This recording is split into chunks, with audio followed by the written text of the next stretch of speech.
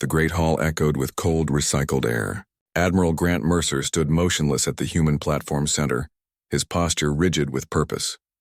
Around him, the Galactic Council chamber sprawled endlessly, filled with alien delegates of every conceivable form. Insectoid swarms, scaled reptilians, beings of living crystal, and beings of pure energy, all gathered in their floating platforms. Together they formed the pillar of order across the known stars. To Mercer, they were nothing but theater.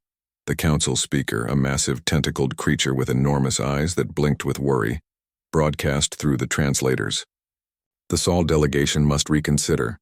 The council extends peace, commerce, and safety. Mercer's voice cut through like a blade. Safety? You mean surrender? The chamber erupted in clicks, growls, and electronic hisses. The other humans shifted nervously, but Mercer did not flinch. He had watched too many comrades perish to care about their judgment. Months had passed with failed negotiations. Earth's recent triumph in the Proxima campaign had filled them with strange new purpose. The Council demanded that humanity merge its military forces into their so-called peace force. Earth said no. Instead, ambassadors were brought home. Borders were locked down tight. Military shipyards worked day and night. Now, on the verge of open defiance, humanity had come for one final conversation. The speaker continued, "The galaxy cannot permit human aggression. Entire worlds fear your fleet movements. Must we fall into chaos?" Mercer's mouth twisted into something that was not quite a smile. "Chaos started when your warships bombed our unaligned colonies and called it peacekeeping. We offered friendship. You answered with blockades and punishment." Another wave of furious sounds rippled through the crowd. The reptilian Kith ambassador stood up suddenly, his scales gleaming with rage. "Humans are wild, unpredictable, savage. We warned the council." Mercer's eyes narrowed. "You warned them after your hired guns slaughtered workers on our mining colonies. After you stole our vessels in council space." The hall grew heavier with tension. What Mercer said was undeniable. The council had always treated humans as useful tools, good for dangerous work, expendable in conflict. But that had changed. Humans had grown stronger, united in ways other species never could be, and they had grown powerful. Mercer let the moment hang before speaking again, his words echoing across the chamber. "Earth will not be shackled by agreements we never agreed to. We will not bow to a council that treats us like chess pieces. From this moment on, humanity stands alone. All council representatives must leave our space within 72 hours. Silence crashed over the chamber like a wave. Then panic. Noise erupted everywhere at once, shrieks, protests, alarm calls that the translators barely kept up with. Some delegates fled the room. Others sent urgent messages to their homeworlds. The council's illusion of control was shattering. The speaker's tentacles flailed in distress. "Admiral, this is madness. You will start a galactic war." Mercer's stare was stone. "Then prepare for one." He turned and walked away. His team followed, their boots striking the floor in perfect rhythm. The silence that fell was heavy with understanding. For every alien power watching, one fact was now clear and terrifying. Humanity had thrown off its chains, and the most unpredictable force in the galaxy was now loose, unfettered, and unafraid. The flight back to their ship, the Valiant, was silent. Inside the vessel's war room, Admiral Mercer stood alone, gazing out at the endless cosmos.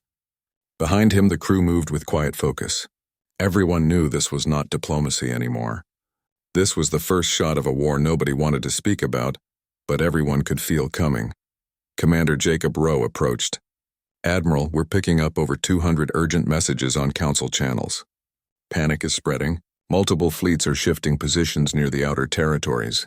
Mercer's jaw clenched. "How long until they try to surround us?" Rowe's forehead furrowed. 2 weeks, maybe less. They're scrambling, sir. I don't think they believed we would actually leave." "Good," Mercer said simply. "Let them scramble. They won't stop what's coming." Rowe nodded, but worry flickered in his eyes. "With respect, sir, we will face an alliance of 27 species. Some have warships older than our whole civilization. We cannot meet them in direct conflict." Mercer turned to face him, his eyes like steel. "We won't fight them directly, Commander. We fight like humans do, fast, brutal, and without mercy. That is what terrifies them." Back on Earth, the response was immediate and electric. The moment the human delegation broadcast their defiant speech uncensored, every channel on the planet exploded with reaction. Streets filled with crowds. News reporters and military experts spoke endlessly. Political leaders made fierce speeches. For decades, humanity had been treated as second-rate members of the galactic system, forced to accept scraps from a council that looked down on them. Now that leash had snapped. At Fort Resolution, buried deep beneath the Rocky Mountains, President Anton met with the Joint Chiefs. Roden was an old military hawk who had spent years warning that this day would come. Now it had arrived. "Status on the fleets?" he asked grimly. Fleet Marshal Carter sat across from him, her voice steady. 75% of all naval assets are now at alert status. The 6th and 9th fleets have moved to the Sol jump points. Our defense grid is online and tested. Colonies are fortifying themselves right now. Martian production yards have sped up. We are sending combat warnings to every civilian zone. Roden nodded slowly. The Council will try to isolate us, cutting off trade, pushing diplomacy. They will fail. What comes next is violence, siege warfare, and possibly first strikes. We will answer with force, no deals, no compromise. Around the table, every face showed the same grim determination. No one spoke of peace anymore. The boundary had been crossed. The entire galaxy felt it trembling. Throughout Council space, terror spread rapidly. Humans, that brash, reckless species from a distant star, had shattered the entire order with just a few bold words, and they had the strength to back it up. On Cauldron Prime, the insectoid mind link convened in urgent debate, wondering if they should pull back their scattered scout fleets before humans attack them. On Valoran, the cold-blooded Scyther merchants talked about opening their secret weapons stores, preparing for what looked like inevitable conflict and massive profits. Even the powerful Thaylen Dominion, whose military fleets had always seemed unbeatable, now held frantic meetings. Fear gripped their rulers. Some said humans were insane and would destroy themselves. But others saw the deeper truth. Humans no longer respect us, and that makes them the most lethal species in the galaxy. Inside the shadowed chambers of the Galactic Intelligence Directorate, Director Varric watched the broadcasts with blank expression. He was ancient, a member of a species that had shaped empires for thousands of years. Humanity was no longer predictable, no longer able to be controlled, and worst of all, they had supporters. Varric's agents reported disturbing developments. Outer species were showing sympathy toward humans. Black market dealers were selling weapons to Earth colonies. Some council members were secretly moving their wealth to avoid becoming targets. The unified front of the Galactic Council was breaking apart fast. "This must not be permitted to continue," Varric hissed to his subordinates. "Begin deploying our hidden agents in human space. Destabilize their systems. Sabotage their production. If we cannot force their compliance, we will tear them apart from the inside." But on Earth, such threats had already been anticipated. Admiral Mercer stood before the Defense Council, his voice steady but edged like a blade. "They will attempt infiltration first, murders, destruction, false flag attacks. We will respond with speed. All intelligence and counterintelligence teams will operate under wartime rules, no mercy, show no restraint." Across the world, hidden agents were located, arrested, and neutralized within hours of starting operations. Rather than breaking, public determination hardened further. On Mars's massive industrial stations, workers painted "Never Again" on the hulls of newly built warships. On Europa's frozen colonies, miners volunteered in huge numbers for defensive forces. On Luna, shipyards worked triple shifts in complete darkness. Humanity wasn't fracturing. It was becoming sharper. Aboard the flagship Indomitable, which orbited Earth, Mercer gathered his top commanders. "Listen carefully," he told them, his voice hard as iron. "The Council will move to isolate the Sol region first. That gives us one opportunity. We move first. We will not wait behind defensive lines. We strike first and devastate them." All eyes brightened with grim focus. Operation Dawnfall starts now. Targets include their sensor arrays, supply transport ships, communication relays. We will blind them. We will hurt them. When they are staggering, we choose where to strike next. Nobody objected. All of them had lost comrades to alien fire. Restraint was finished. As human forces mobilized, chaos spread through the Galactic Council. Emergency gatherings fell into shouting matches. Some demanded overwhelming force. Others pushed for peaceful talks. But one truth stayed fixed. Humans had seized the upper hand. On frontier worlds, clashes began. Council patrol ships were targeted by fast human strike forces. Radio stations went silent. Trading ships disappeared without warning. Each strike was carefully planned, exact, and vicious. Then came a broadcast across all council channels in a clear human voice. We offered peace. You answered with betrayal. Now you will learn what it costs to underestimate humanity. No more warnings. No more negotiations. Be ready. The council froze in place. The humans were not exaggerating. They were approaching. And on Earth, as war plans were finalized and conflict drew closer, Admiral Mercer allowed himself one quiet moment. He stood at the window of the Indomitable, watching Earth turn slowly below, wounded and imperfect but theirs. He whispered words he had carried for years. They thought we would kneel. Now they will discover how humans wage war when we have nothing left to lose. The first Council warships entered the Sol Zone 3 days later. 37 vessels from 6 different species advanced as an emergency military task force. Their objective clear: secure the jump gates, halt all activity, prepare a complete blockade. What they didn't anticipate was how ready humanity truly was. At Laranji Point 3, concealed in massive debris fields and surrounded by jamming devices, the Erebus strike group waited in absolute darkness. Admiral Mercer had arranged this instant with cold calculation. Let Council forces arrive with confidence and pride. Let them assume humanity would hesitate and posture. Instead, they would bleed before they even understood the situation had changed. Captain Dane Harrow, who commanded the Vindicator, stood at his bridge in full combat gear. His face was hard, his eyes burning with anticipation. The fleet is moving into the engagement zone. Their side ships are spread too thin. Mercer's message came through the command network. Execute, take no prisoners. The opening assault was not a standard gun barrage. It was an electronic weapon. Advanced computer viruses planted by stealthcraft days earlier broke half the enemy's targeting systems in seconds. Jamming fields followed, turning organized formations into chaos. Then the cannons opened. Rail projectiles the size of small ships tore through defenses and hulls alike. Plasma beams burned through engine centers. The Council's lead battleship, covered in weapons, became a glowing ruin in less than a minute. Panic flooded through the enemy ranks. These admirals had planned for a standoff, not a massacre. As ship after ship disappeared from screens, they confronted a terrifying reality. Humans were hunting them like animals. Aboard the Vindicator, Harrow watched with hard satisfaction. Target priority, cut off their commanders. Rockets flew across the void, leaving trails of electronic noise behind them. A Valoran carrier blew apart in spectacular light. Its fighter planes never got launched. A Kith warship, engines destroyed, spun helplessly into wreckage, its crew sending desperate distress signals no one would answer. In 45 minutes, the entire Council task force lay destroyed. That result shook the entire galaxy. Council halls descended into confusion. Angry demands for revenge clashed with desperate pleas to try diplomacy again. Footage of the battle, including human combat recordings, spread across every network. One video segment became famous everywhere. A Council admiral screaming for retreat as his ship's bridge was ripped apart by rail fire, with the human war song Iron Will playing in the background. Director Varric watched the footage without moving. The humans had not merely attacked. They had sent a message of absolute refusal.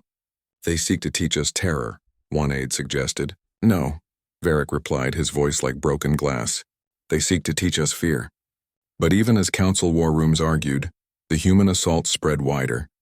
Operation Dawnfall entered its second stage. Chaos. Swift attack vessels and covert teams struck deep into Council supply networks. Listening posts along the rim burst into flames. Supply ships vanished without sound. Communication hubs went dark.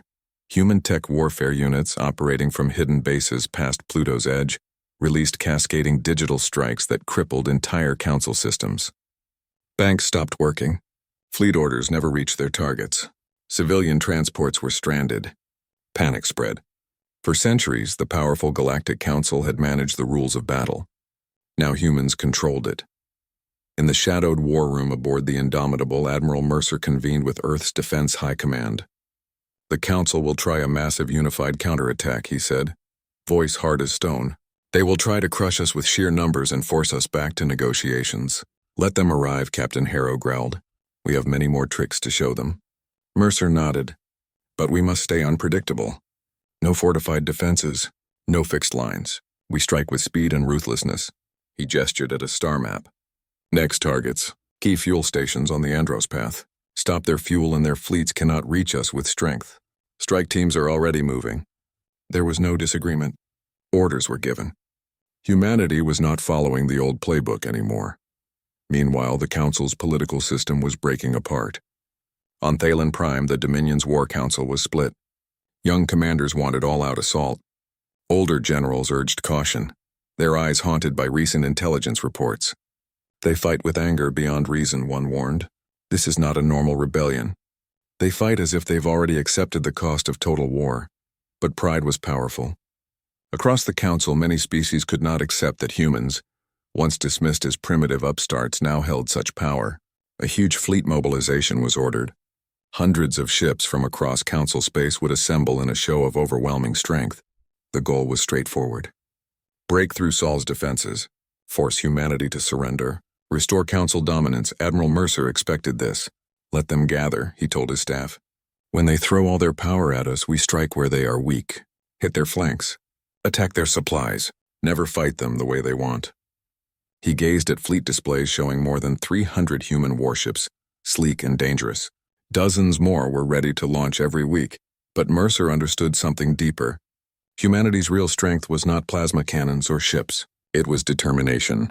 Every warrior, every pilot, every person on Earth fought not for land or titles, but because they knew what happened if they failed.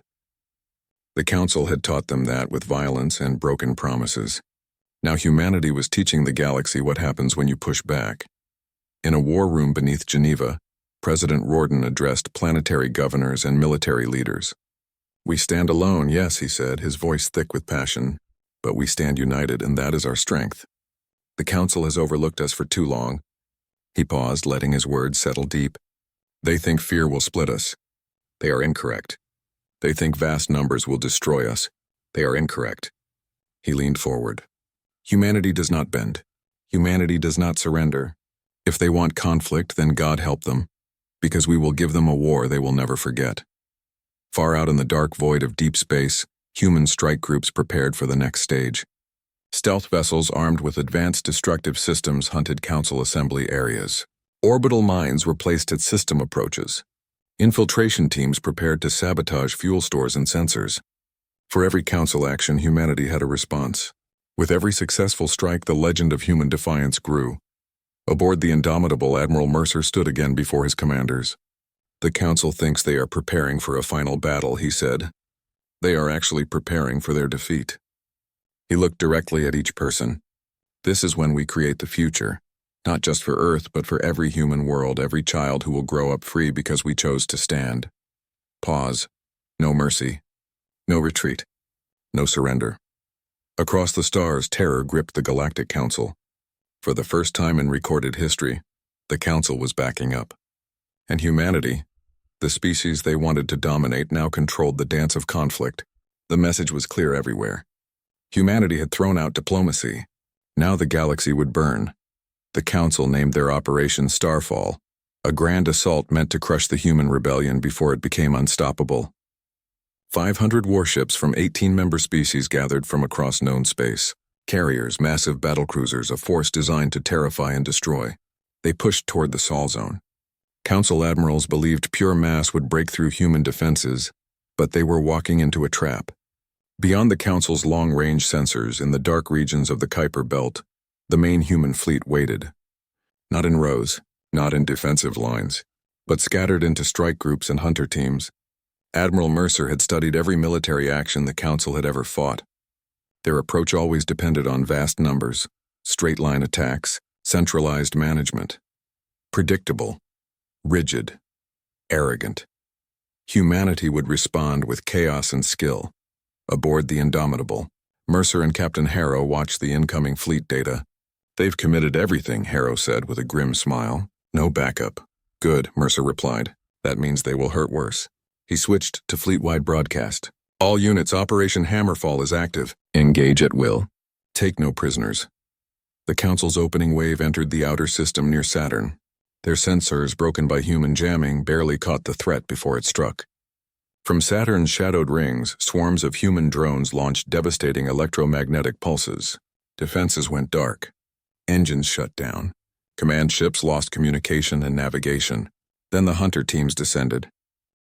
Human cruisers, smaller and faster than Council ships, moved in coordinated groups. They did not battle head-to-head. They struck surgically, flanking isolated vessels and destroying them before vanishing into darkness. One by one, Council ships disappeared from tactical screens, their remains scattering across space. On the Council's main ship, Pride of Vother, Grand Admiral Star watched in shock as his battle lines fell apart. "This is impossible," he roared. "Find those human ships. Restore our formation." But officers could barely keep track of their own fleet, let alone find the enemy. Human cyber operations had blinded half their systems. Then came the second strike. From a launch pad near Titan, a wave of heavy missiles hit the Council's fuel carriers and ammunition ships. Explosions rippled through the fleet's rear, cutting off supplies and throwing the whole advance into disorder. By day 2 of the conflict, the Council's offensive was failing. What was supposed to be a crushing advance had become a desperate fight to survive, and humans were only getting started. Admiral Mercer sent his next order. Deep strikes. Long-range human assault groups bypassed the crippled Council fleets and pushed into enemy rear zones. They targeted communication centers, fuel storage, and command stations. Entire star systems went dark overnight. Council bases burned. The message was clear. Nowhere was safe anymore. Meanwhile, inside the Council chambers on Elis Prime, political terror reached a peak. Emergency meetings broke down into fights. Some demanded instant retreat. Others demanded total war. But beneath the noise, terror spread like plague, the unspoken truth now obvious to all. Humans were not battling for land or agreements. They were fighting to destroy the old system completely, and worse, they were succeeding. Director Varric watched the Council collapse with cold satisfaction. "Fools," he whispered. "You created an enemy you did not understand." But even Varric knew the conflict was entering a critical moment. If humanity's momentum was not halted, the whole balance of galactic authority would fall apart. Extreme action was required. By Council orders, Varric activated his most dangerous tools, the Black Talons, spies, and saboteurs planted across human space years earlier. Their mission was simple: create disorder, kill key commanders, destroy industry from within. But they underestimated humanity once more. Within hours of the first Talon attacks, human counter-ups struck back with brutal speed. Dozens of enemy agents were found and executed. Entire sabotage networks were eliminated in organized sweeps. In one widely broadcast event, a captured Council assassin was shown before the public and forced to admit the Council's Black Operations assault. Fury exploded. Civilian militia numbers swelled with new volunteers. If the Council hoped to terrify Earth into giving up, they only hardened its will. Meanwhile, Admiral Mercer organized the next stage, the counter-invasion. For too long, humans had protected their own space. Now the time had arrived to bring the conflict back into Council territory. In the war room of the Indomitable, Mercer explained the plan. "We strike where it damages most. Their fuel centers, their warship builders, their home systems. No safe places, no sanctuary." Captain Harrow grinned. Finally, Operation Iron Tide began 3 days later. Human carrier groups launched deep assault missions into Council space, supported by stealth vessels and long-range ships. On the industrial world Carthos V, human soldiers detonated the primary orbital construction facility, destroying years of work. On Valoran Prime, drone swarms overwhelmed planetary defenses and wrecked vital power systems. On the border world Ithil, a human-backed resistance movement rose in open revolt, seizing Council weapon storage and chasing administrators into wilderness. For the first time in generations, the Council was losing ground. And with every human win, old partnerships broke down. Among smaller Council species, fear became the strongest force. Some started questioning their loyalty. Others secretly started talking to Earth, offering information in exchange for survival later. Mercer encouraged this fracturing. "Let them split apart," he told his intelligence officer. "Make them fight each other. The more they battle internally, the easier it is to finish them completely." Back on Earth, President Rorden spoke to the world once more. His words were direct and hard. "We did not start this struggle, but now that it exists, we will finish it.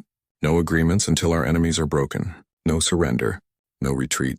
Across human space, his words sparked fresh determination. Shipyards worked without stopping. New weapon platforms reached the front. Civilian industry shifted to wartime output. Most importantly, human spirit remained unbroken. Meanwhile, the Council's second major assault stalled completely. With supply lines destroyed and command unity broken, surviving Council fleets began chaotic withdrawal. Human hunter groups chased them down, striking at stragglers and crippling fleeing vessels. Operation Starfall, meant to crush human rebellion, became catastrophic defeat. Aboard the indomitable, Admiral Mercer watched the enemy retreat unfold. He permitted himself a rare, difficult smile. "They thought they could destroy us," he said quietly. "Now they understand the truth." He faced his officers. "This is just the beginning." As battle entered its next chapter, one fact echoed across the galaxy. Humanity had rejected diplomacy. Nothing would now stop them from reshaping the stars in their own image. The failure of Operation Starfall sent tremors through every Council-controlled world. What was meant to show strength became a disaster. Worse, humanity had not just defeated their fleets. They had hunted them like prey.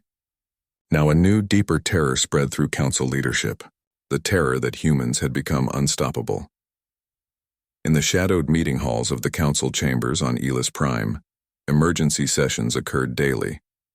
Fewer and fewer member species attended in person. Many stopped participating. The relationships that once held the galaxy together were falling apart under the weight of defeat. Admiral Koresh of the Thylan Dominion, one of the last voices pushing for total war, slammed his clawed fist against the table. "Cowards! If we retreat now, we surrender the entire galaxy to these savages." But the Kith representative, his scales dulled with terror, hissed back. "You would have us throw more lives into the fire? We cannot beat them. We barely understand their movements." Director Varric stayed silent, his once commanding presence now tempered by grim awareness.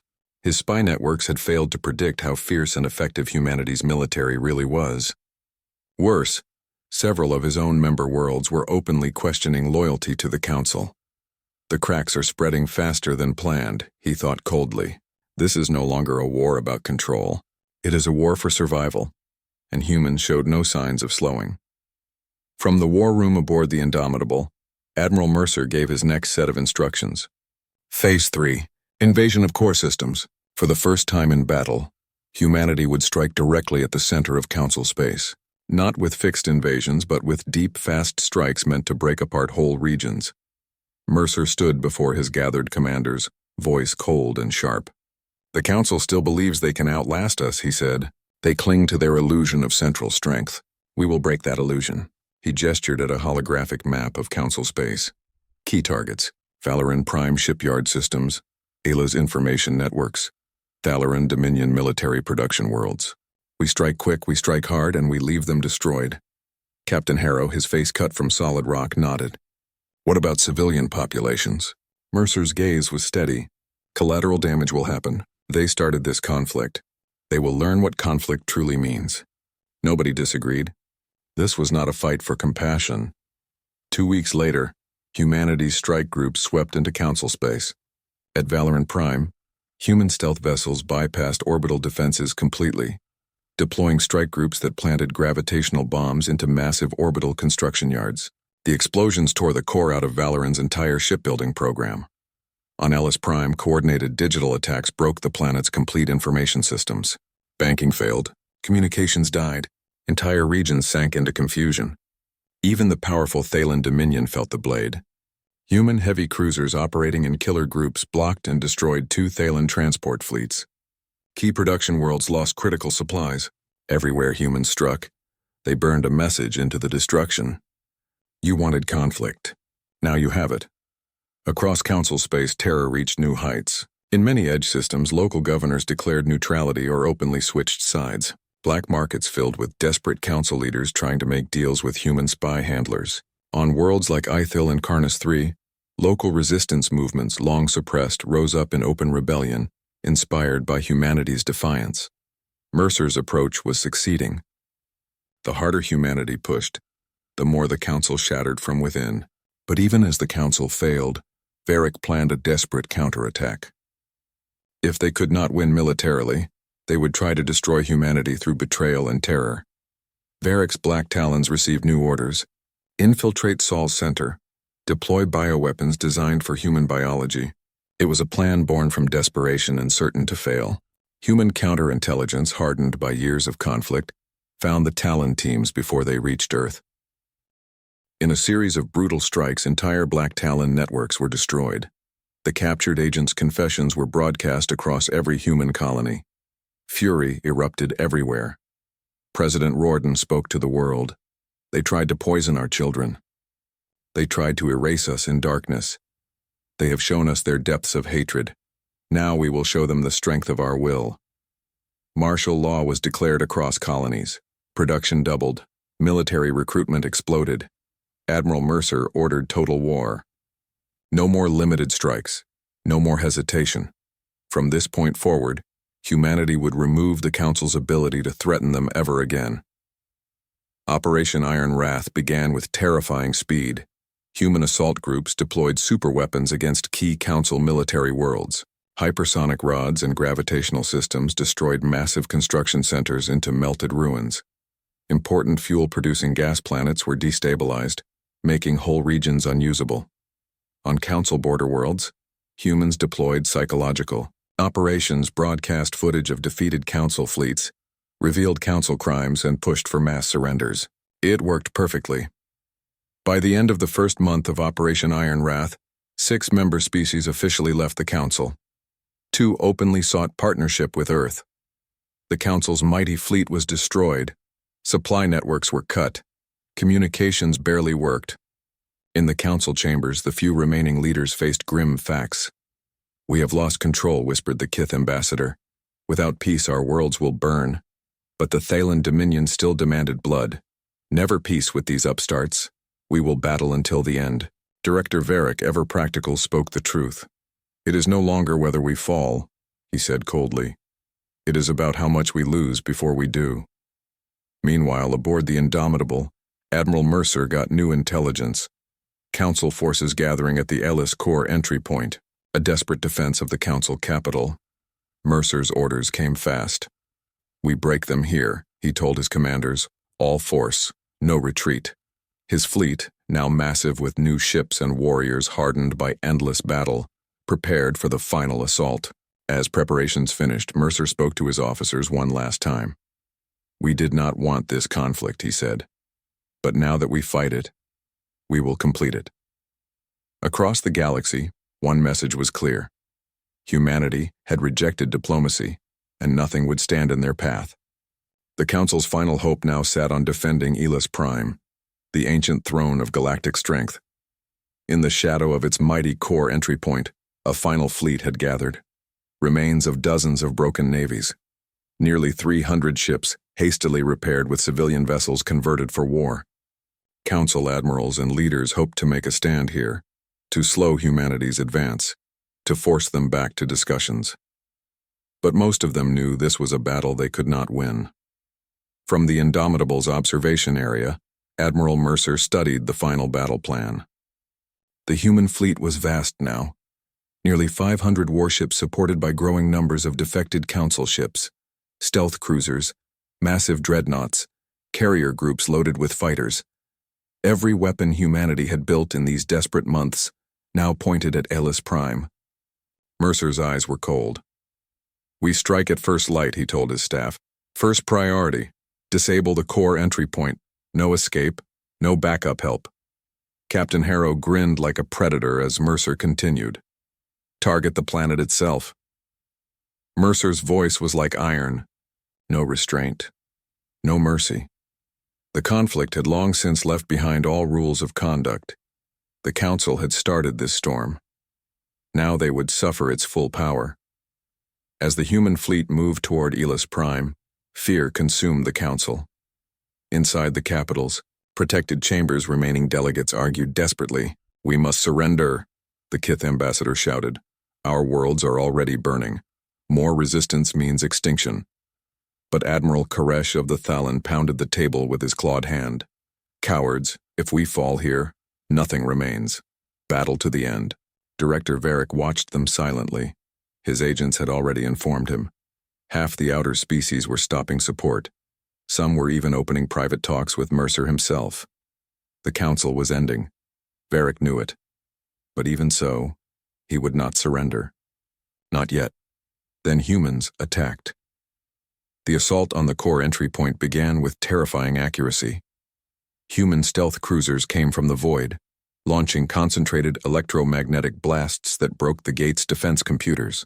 In minutes, the surrounding military stations were torn apart by hypersonic rods, their remains floating in silent ruin. Without its entry point network, Elis Prime was now separated, trapped. Then the main fleet came forward. Human dreadnoughts released wave after wave of railgun strikes, ripping through the first lines of Council defense ships. Plasma beams cut through armored hulls like butter. Council formations, already broken and discouraged, fell apart under the attack.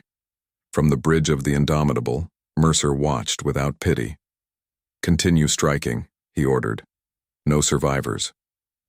Captain Harrow's hunter groups moved like wolves among defenseless animals, flanking isolated Council ships and tearing them to pieces. On the flagship Pride of Vothar, Admiral Thorne gave a desperate call to regroup. "All ships reassemble. Protect the capital."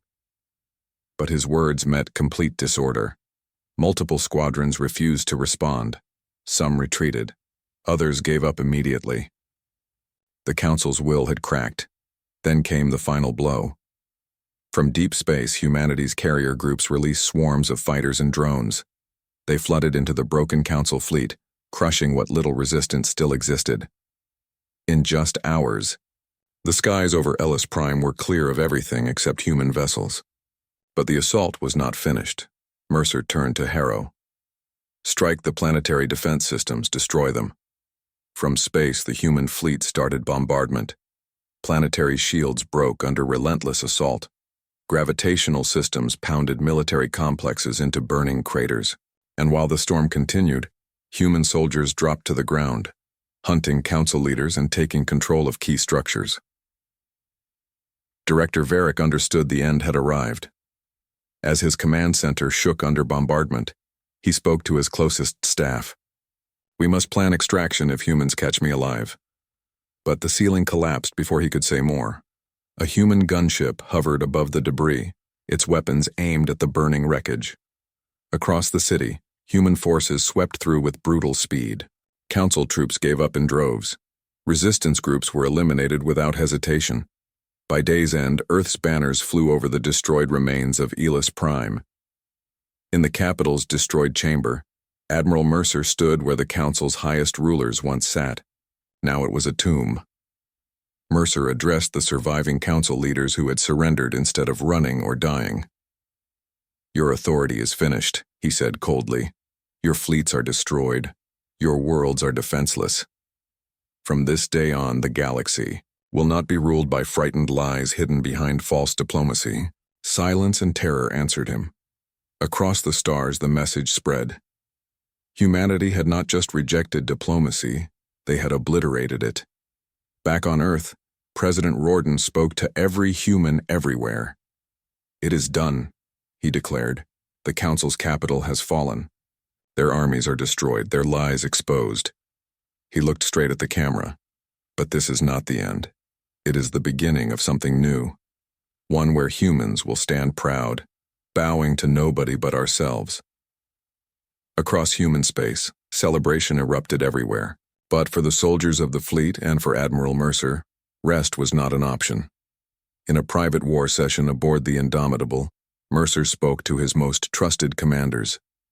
"The Council is broken, but not completely finished," he said. "Rogue, military leaders and surviving groups will try to fight back. We hunt them down. We finish this completely." He met Harrow's stare. No mercy.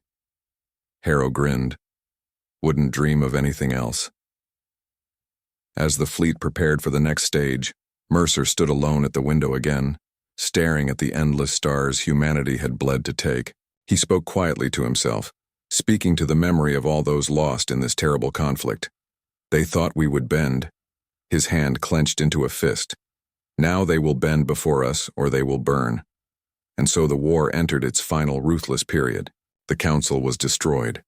The galaxy trembled, and humanity, once dismissed as nothing more than unimportant upstarts, now stood ready to control the stars.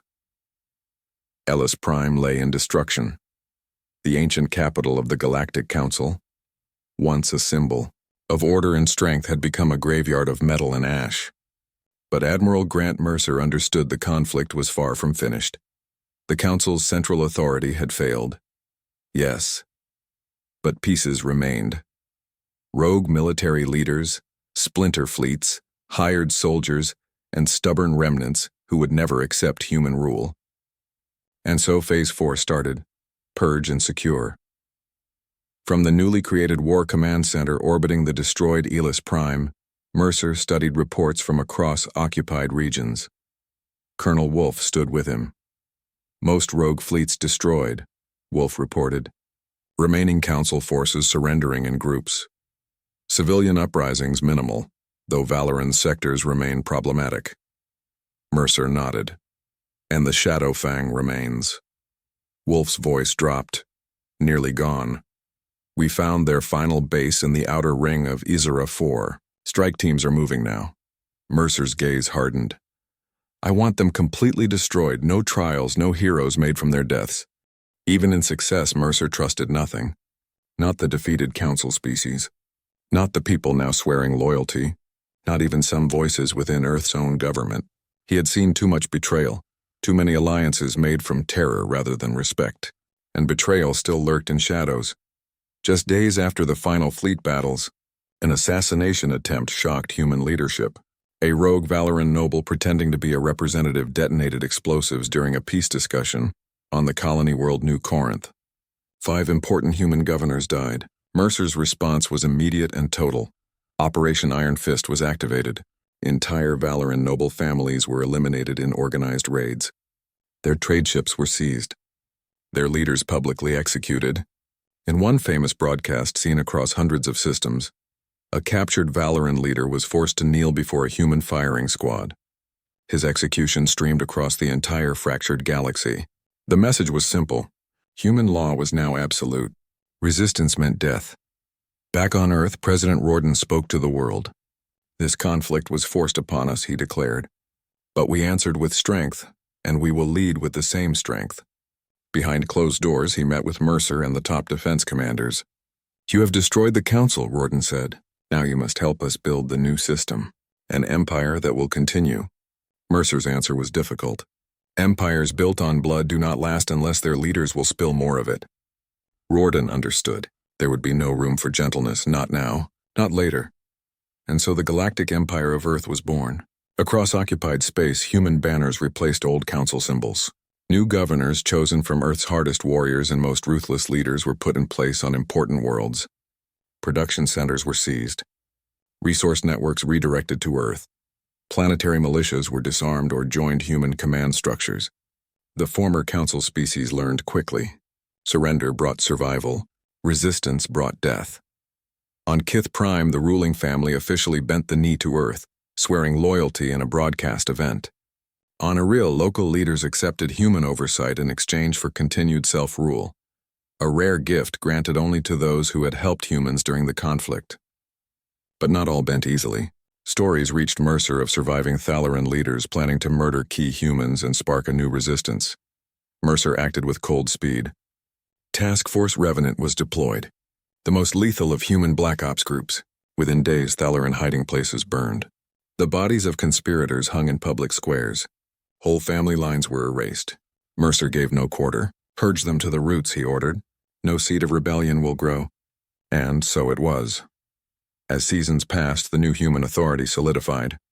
Human fleets patrolled every major region. Entry points remained under strict human authority.